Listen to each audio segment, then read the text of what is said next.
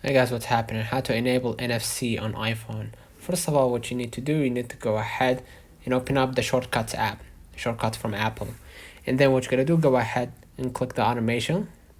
And you're gonna be at the bottom middle, and you're gonna see right here the automation. Go ahead and run a new automation.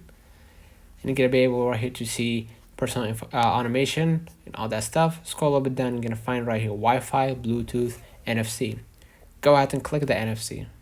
And then what you're gonna do, you can run after confirmation or run immediately, right? And then you're gonna be able to hit scan right here and enable the NFC once you hold your device near the NFC tag.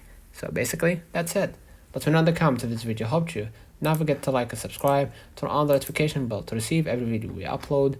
Thank you for watching. We will catch you in the next time.